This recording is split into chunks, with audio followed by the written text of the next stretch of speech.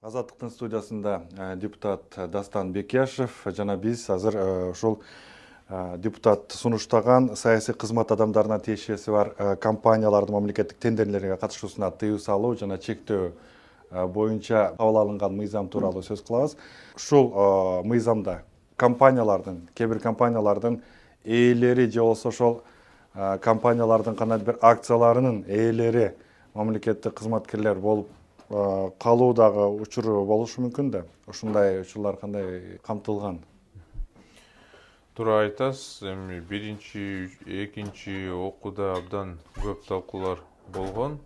Ошол учурда бир депутат сунушту берген. Эми акционердик коом болсо, ошол жерде бир саясатчынын акциясы болсо, ал кандай болот деп ушундай сөздөр, ушундай суроолор болгон да.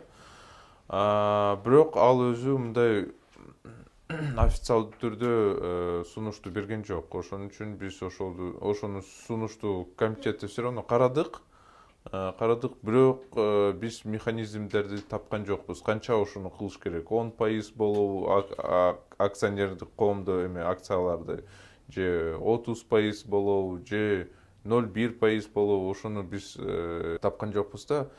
Менин оюмча азыр президент колду койгондо мүмкүн койсо, биз комитетте дагы бир жол ошол мыйзамга Кайра кайрып келесиз.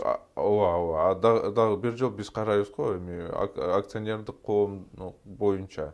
Анткени действительно мындай болуп атат. Мисалы, премьер-министрдин бир эле акция Кыргыз Телекомдо болсо, Кыргыз Телеком уже мамлекеттик тендерге катыша албайт. Бирок ушундай болбош керек.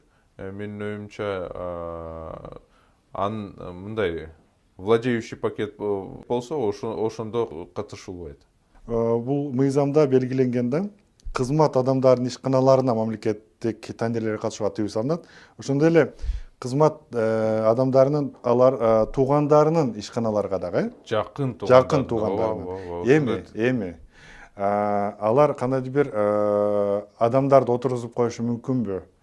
Жана алар таптакыр тиешеси жоктой сезип калышы мүмкүн. Кыргызстан кичинекей өлкө. Ошондой мүмкүн болот, бирок менин оюмча мындай чоң компаниянын көп акчасы болсо, андан ар бир мындай жөнөкөй эле кишини алып келбейт да, туурабы?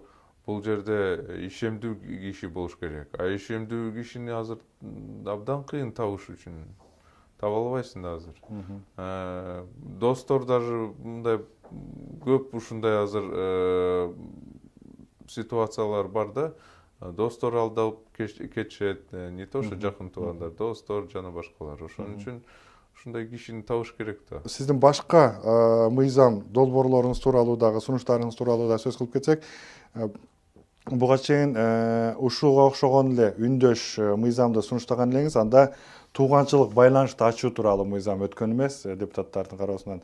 Бул жерде биринчи окууда өткөн жок, анткени көбүнчө депутаттар каршы чыккан. Алар айткан, биз бул кыргыз улутка мындай каршы келе турган мыйзам. Менин оюмча бул наоборот эми бизди өнүктүргөн ушундай мыйзам болчу да. Мисалы ошонун эмнеси менен негиздеп кетесиз, кыскача токтолуп кетсеңиз? Мисалы баары бир сөз тууган чыгат да бирөө-бирөөгө. Мисалы депутаттардын ичинде деле бул жерде эч кандай ошол мыйзамда эч кандай тыюу жана башка мындай запретительный нормалар болгон жок. Ошол мыйзамда жөн эле мен мисалы депутат болсом, министр болсом дагы мен көргөзөм. Менин туугандар мамлекеттик органдарда кандай туугандар иштейт? Мен жөнөкөй жаран болгондой иштегенби же иштеген жокпу, коомго ушундай маалыматты берет. Адам укугу тепселеген мыйзам эмес.